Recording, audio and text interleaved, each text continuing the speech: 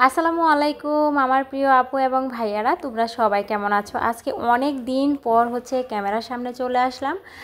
অনেক দিন যাবত ভিডিও বানানো হয় না। এই রোজা রমজান সব কিছু শেষ করে ঈদের আগের দিন এই ভিডিওটা শ্যুট করি।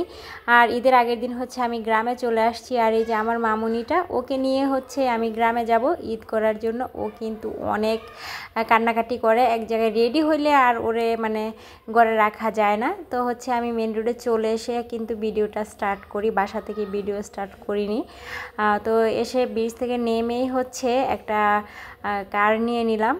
এটা দিয়ে আমরা বাড়ি যাব। আমরা এবার একজন মানুষ বেশি আছি, তো সেজন্য আমাদের বসতে একটু অসুবিধা হবে। তারপরেও চলে যাব ইনশাল্লাহ বাড়িতে। তো প্রথমে কারে উঠে পড়লাম। এখানে আমার ননদের মেয়ে এসেছে গ্রাম থেকে বেড়াতে, তো সেজন্য আমাদের একটা সিট কম, তো একটু ঠাসাঠাসি করে বসে নিলাম। আর গাড়িটা ছেড়ে দিছে অলরেডি, বাড়ি যাওয়ার উদ্দেশ্যে রওনা হলাম। পরিবার পরিজন নিয়ে যদি ঈদ না করি তাহলে কেমন হয় বলুন তো? আর পরিবার পরিজনের সাথে কিন্তু ঈদ করলে খুব ভালো লাগে। তো সেই জন্যই ঈদ করা। আর ঢাকা থেকেও কিন্তু ঈদ করতে পারতাম, কিন্তু বাবা মার সাথে এবং শ্বশুর শাশুড়ি সবার সাথে মিলেমিশে যদি ঈদ করি তাহলে কিন্তু মজাটাই দ্বিগুণ হয়ে যায়, আনন্দটা কিন্তু অনেক বেশি হয়। তো সেই জন্যই আমরা বাড়ি যাচ্ছি। আর বাড়ি যাওয়ার এর জন্য একদম বেরিয়ে গেছি, গাড়িতে উঠেও গেছি, চলেও যাব বাড়িতে। এদিকে কিন্তু আমার বেবিটা অনেক অসুস্থ হয়ে গেছে গাড়ির ভিতরে। ও কি বলবো, এতটাই গরম। এসি ছিল গাড়িতে, বাট আমার দুটা বাচ্চা আছে, ওরা এতটা কি বলবো, বলার কোনো ভাষা নাই। ওই গাড়ির যে সাইডের জানালার যে কাজগুলো হয় না, দরজার, সেই কাজগুলোকে একটাকে ভিতরের দিকে ডেবে ফেলেছে আর কি। তো সেই জন্য এই গাছটা উঠতেছে না, আর এসিও ছাড়তে পারতেছে না। আর গরমে আমরা অনেক অস্থির হয়ে গেছি। এখানে আপনাদের ভাইয়া, আমি এবং আমার ভাগ্নি পিছনে বসেছিলাম, আর বাচ্চা দুইটা সামনে বসেছে। আর অজিহা খুবই অসুস্থ। তো এই যে আমরা এখন এত জ্যামে পড়েছি, কি বলবো, একটা গ্রামীণ দৃশ্য, গ্রামের ভিতর দিয়ে আমরা গ্রাম বাড়ি যাচ্ছিলাম। তো ওইদিকে অনেক জ্যাম ছিল। ছোট্ট একটা রাস্তা, এই রাস্তা দিয়ে 2 লেন গাড়ি চলে। তো সেই জন্য সমস্যা। কিছু কিছু ট্রাক ঢুকে পড়েছে এবং বড় গাড়িও ঢুকে পড়েছে। এই জন্য কী হয়, এই রাস্তাটা দিয়ে চলা অনেক কষ্ট হয়। তো অবশেষে চলে আসলাম বাড়িতে। আর বাড়িতে এসে পুতুল অলরেডি ঘরের ভিতরে ব্যাগ ট্যাগ সব নিয়ে চলে গেছে। আমরা কিন্তু একদম গেটের সামনেই গাড়ি থেকে নেমেছি। আর বাড়িতে ঢুকেই আমার মাথাটা একদম নষ্ট হয়ে গেছে, কি বলবো, বলার কোনো ভাষা নাই। এখানে আমার একটা ডিপ কল আছে, আর আশেপাশের মানুষে এই কলটা ইউজ করে, বাট ওনারা এরকম একটা পজিশন করেছে আমার উঠানের, আমি কি বলবো, বাড়িতে পাড়া দেওয়া যাচ্ছিল না। কীরকম একটা অবস্থা দেখেন আপনারা, এমন করে ফেলে। আসলে আমরা মানুষকে এত ভালোবাসি যে কি বলবো। সবার বাড়িতে কিন্তু ডিপ কলটা হয় না, যে পানি খাওয়ার যে কলটা, এটা আমাদের বাড়িতে আছে। আর এদিকে দেখেন এই পরিস্থিতি। তো হাত পা ধুয়ে ঘরের ভিতরে চলে এসেছি। আর রুমের মধ্যে এসে কি করলাম, একটু গোসলটা করে নেব ভাবলাম। প্রথমে গাড়ি থেকে নেমেছি, তো অনেকটাই কষ্ট হচ্ছে। তো এখন গোসলটা করে তারপরে দেখাচ্ছি। তো ইফতার করা শেষ, গোসল করে এখন অন্ধকার হয়ে এসেছে। আর ব্যালকনিতে এসেছি। আর এই যে ব্যালকনির অবস্থা, আসলে বাড়িতে মানুষ না থাকলে বাড়িঘরের কোনো অস্তিত্বই থাকে না। সেই অবস্থা আর কি।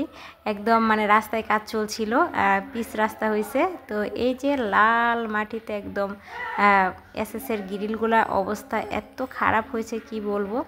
আর এদিক দিয়ে বাচ্চারা খুব আনন্দ করতেছে। এদিক দিয়ে লেখালেখি শুরু হয়ে গেছে, ও আবার লেখালেখি শুরু করে দিয়েছে।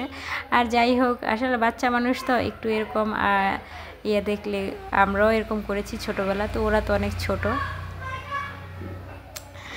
তো এই যে ও আমার সাথে এই কাজগুলো করবে আজকে।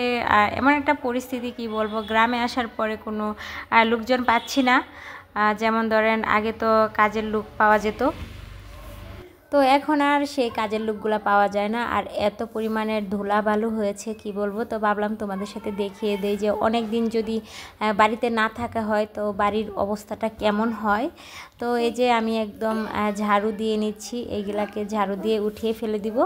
আর হচ্ছে গ্রিলগুলোকে একটু সুন্দর করে ঝাড়ু দিয়ে ঝেড়ে নিচ্ছিলাম, ভাবছিলাম যে ঝাড়লে মনে হয় চলে যাবে, কিন্তু না, এরা তো আসলে সুজাকতার মানুষ না, কি বলবো। আর সরি সুজাকতার জিনিস না, ওরা তো আর কথা শুনবে না। তো সেজন্য আমি একটু পানি দিয়ে ভাবছি যে ধুয়ে নিব পরবর্তীতে। পরে ঝাড়াঝাড়ি শেষে হচ্ছে আমার ছেলে বালতি ভরে পানি নিয়ে এসেছে, আর এদিক দিয়ে আমার জারও শেষ। আমি বললাম তোমরা পানি এনে দাও, আর আমি এগুলো সব আস্তে আস্তে ধুয়ে ফেলি। তো পানি নিয়ে আসছি, আমি এবার সাবান এনেছি।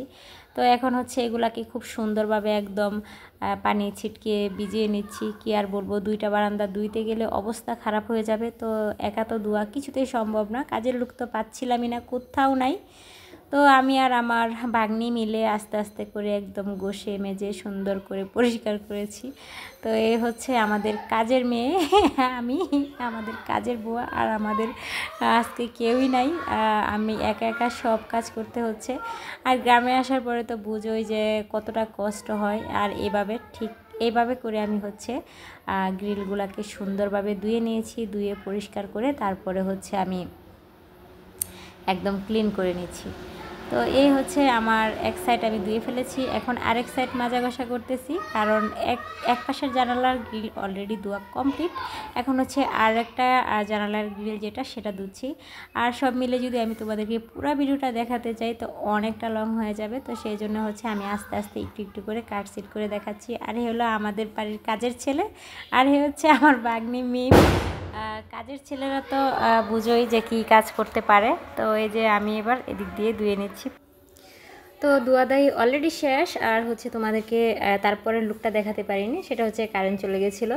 তো এদিক দিয়ে হচ্ছে কিছুটা রান্না করে নিচ্ছি, খুব ক্ষুধা লেগে গেছে। তো এখানে হচ্ছে চিকেন নিয়ে নিয়েছি, আর চিকেনটা হচ্ছে একদম মাখিয়ে রান্না করে নিব, যেন একদমই শর্টকাটে রান্নাটা হয়ে যায়। তো রান্নাটা করার জন্য হচ্ছে আমি প্রথমে এখানে পেঁয়াজ কুচি নিয়ে নিয়েছি, আর নিয়ে নিয়েছি 5টা 6টা হচ্ছে এলাচ, আর দিয়ে নিচ্ছি দারচিনি, দিয়ে দিচ্ছি ধনিয়া গুঁড়া, জিরে গুঁড়া, আর দিয়ে দিব হচ্ছে হলুদের গুঁড়া আর মরিচের গুঁড়া, দিয়ে একটু ভালো করে মাখিয়ে রান্নাটা করে নিব। আর আজকে বয়স দেওয়ার মতো কোনো পরিস্থিতি নাই, যেহেতু চান রাতে বয়সটা দিচ্ছি, ওরা অনেক বম ফোটাচ্ছে।